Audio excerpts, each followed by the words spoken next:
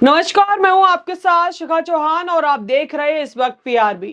बिहार में voter list verification यानी कि वोटर लिस्ट परीक्षण को लेकर मचा बवाल अब थमने की जगह दिन ब दिन और तूल पकड़ता जा रहा है। इस मुद्दे को लेकर अब तेजस्वी यादव के साथ साथ पूरा विपक्ष एक साथ आकर चुनाव आयोग के सिर पर खड़ा हो गया है। और क्यों आरजेडी मुखिया तेजस्वी यादव को बनना पड़ा पत्रकार, वो बताने से पहले आपको बता दें कि कल रात इंडिया गठबंधन के पवन खेड़ा, अभिषेक मनु सिंघवी, मनोज झा के साथ साथ दर्जनों गद्दावर नेता जो है चुनाव आयोग पहुंचे, जहां उनमें से कुछ को ही अंदर लिया गया, बाकी किसी को भी अंदर एंट्री तक नहीं दी गई और गेट के बाहर ही खड़ा रखा गया। तो वही कुछ नेता जिन्हें अंदर जाने दिया वो चुनाव आयोग से मिले और बाहर आकर यानी कि बाहर निकलकर क्या कुछ कह रहे हैं आप भी देखिए और सुनिए स्क्रीन पर चल रही वीडियो में। हमारे को कुछ नियम बताए गए अंदर जाने के लिए। पहली बार कहा गया कि सिर्फ जो पार्टियां हैं उनके अध्यक्ष या उनके हेड जा सकते हैं। ये संभव नहीं है, ये प्रैक्टिकल नहीं है, ये कभी पहले नहीं हुआ। हम लोग सब लगभग 20 वर्ष से, मैं खुद कई डेलीगेशंस लेके आया हूँ। ऐसा प्रतिबंध लगाना मतलब ये होगा कि जो वार्तालाप आवश्यक है गणतंत्र में, राजनीतिक पार्टियों और उनके रिप्रेजेंटेटिव्स और चुनाव आयोग के बीच वो हो ही नहीं सकता। दूसरा, हम लोग सब सूची देकर, नाम देकर जाते हैं। कोई ऐसा व्यक्ति जो किसी रूप से अधिकार क्षेत्र नहीं रखता है जाने का, वो नहीं जाता है अंदर। इसलिए इस प्रकार से बाध्य करना कि हर पार्टी का सिर्फ 2 व्यक्ति अलाउ होगा।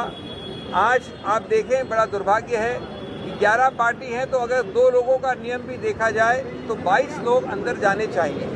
हम लोग 18 थे, फिर भी हमारे सब काबिल मित्र, हमारे वरिष्ठ नेता 3-4 लोग 3 घंटे से बाहर बैठे हैं, क्योंकि कांग्रेस पार्टी के जयराम रमेश, पवन खेड़ा और लोग भी बाहर थे, अखिलेश जी बाहर थे, क्योंकि कहा कि यद्यपि 22 से कम है सामूहिक नंबर, तो भी 2 से ज़्यादा प्रति पार्टी नहीं रहेगी। हमने इस दोनों मुद्दों के बारे में बड़े स्पष्ट रूप से। तो अभी आपने देखा चुनाव आयोग के बाहर का वीडियो। अब आपको बताते हैं कि चुनाव आयोग पर तेजस्वी यादव ने जो भी मुद्दे उठाए थे उसे मीडिया ने कोई तवज्जो नहीं दी और ना ही उनको उठाया, ना ही उनको दिखाया। एक प्रेस कॉन्फ्रेंस रखी गई थी बाकायदा इस मुद्दे पर और कई सारे सवाल चुनाव आयोग और सत्ता पक्ष पर उठाए गए थे, लेकिन इन जो सवाल तेजस्वी यादव के द्वारा उठाए गए थे उनको ना तो हेडलाइन बनी और ना ही मीडिया ने उनको दिखाने का काम किया। तो इसी के चलते फिर अंत में यानी कि बाद में तेजस्वी यादव खुद ही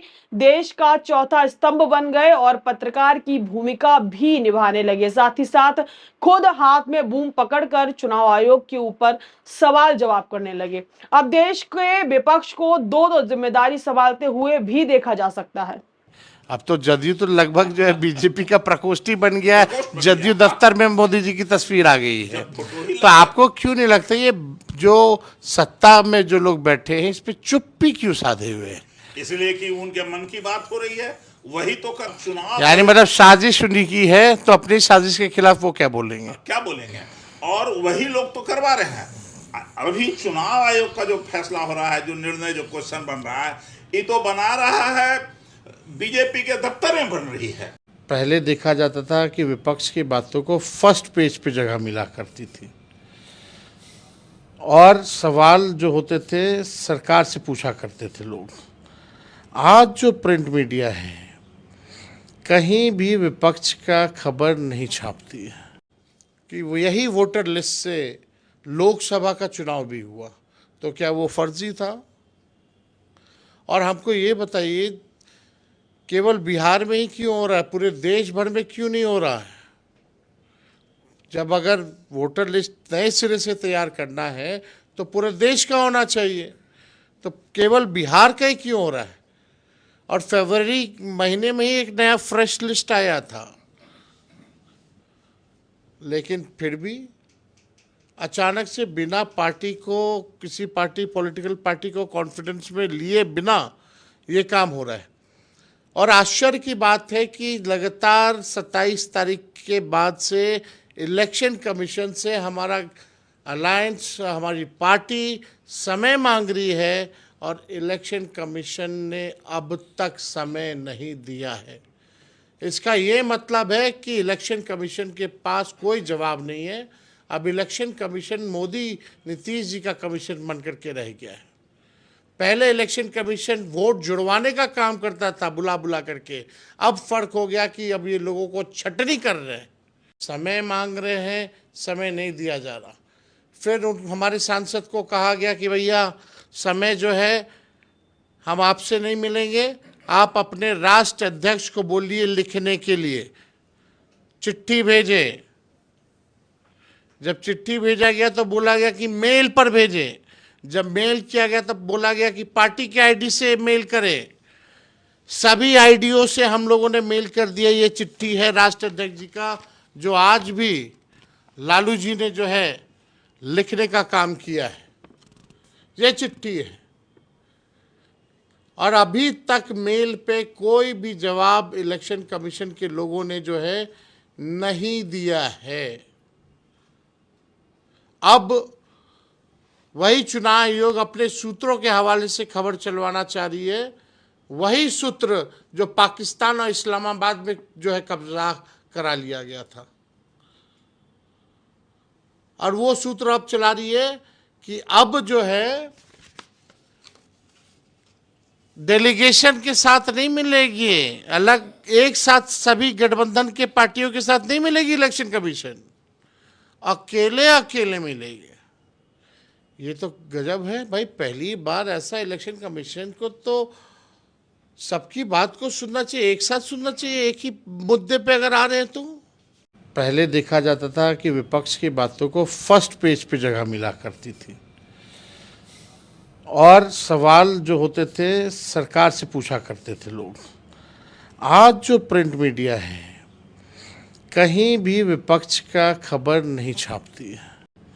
जो खिलाफ होगा वो तो छापती है फ्रंट पेज पे, लेकिन जो जनहित के जो मुद्दे जो विपक्ष उठाती है, सरकार की नाकामियों को जो गिनाती है, कई अखबार, अभी हमारी पार्टी ने ही एक विज्ञापन दिया और उस विज्ञापन में जो मेरा चिट्ठी था उसमें एक संघी लिखा हुआ था। एक बड़े अखबार ने मना कर दिया छापने से, सिर्फ संघी शब्द। 2 अखबार थे जो नहीं छापना चाह रहे थे, लेकिन एक अखबार जो है तैयार हो गया छापने के लिए और एक अखबार नहीं हुआ।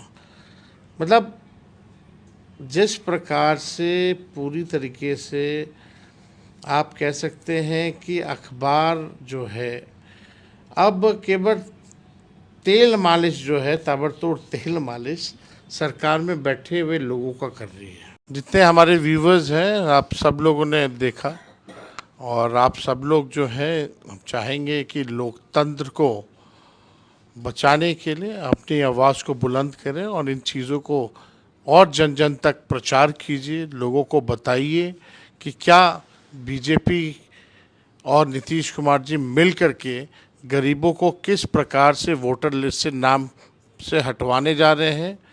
वो गरीब वही तबका है, दलित है, पिछड़ा है, अति पिछड़ा है, आदिवासी है, अल्पसंख्यक भाई हैं। इन सब का नाम काटने की बड़ी साजिश है। और दूसरा, जब गरीबों का नाम वोटर लिस्ट से कटेगा तो पेंशन भी नहीं मिलेगा, ना राशन मिलेगा। असली बीजेपी की चाल है कि राष्ट्रपति शासन लागू करके जो है राज बिहार में ये करें। तो इनके साजिशों को हम लोगों को मुंह तोड़ जवाब देना है। इलेक्शन कमीशन तो बीजेपी का प्रकोष्ठ बन के रह गया है, पपेट बन करके रह गया। अभी तक हम लोगों को समय नहीं दिया है मिलने का। पता नहीं क्यों हमारे इलेक्शन कमिश्नर जो हैं मिस्टर इंडिया हो गए हैं। तो हम चाहेंगे कि मिस्टर इंडिया मत बनिए, आप जो है सामने आइए, प्रेस कॉन्फ्रेंस कीजिए, डेलीगेशन से मिलिए और जो कन्फ्यूजन है उसको दूर कीजिए। जनता में क्लैरिटी होनी चाहिए और इंश्योर कीजिए कि किसी भी गरीब का वोटर लिस्ट से नाम नहीं कटेगा। तो अभी भी आपने देखा और सुना तेजस्वी यादव को कि कैसे वोटर लिस्ट वेरिफिकेशन को लेकर और तमाम चीजों को लेकर बड़ी बेबाकी से जो है उन्होंने अपने जितने भी सवाल है उनको रखा और पत्रकार की भूमिका निभाई। तो इस खबर बस इतना ही, लेकिन आपकी क्या राय है इस पूरे मुद्दे पर कमेंट सेक्शन में अपनी प्रतिक्रिया देना हमें बिल्कुल भी ना भूले। तब तक के लिए मुझे दी इजाजत, बहुत बहुत धन्यवाद और देखते रहिए PRB।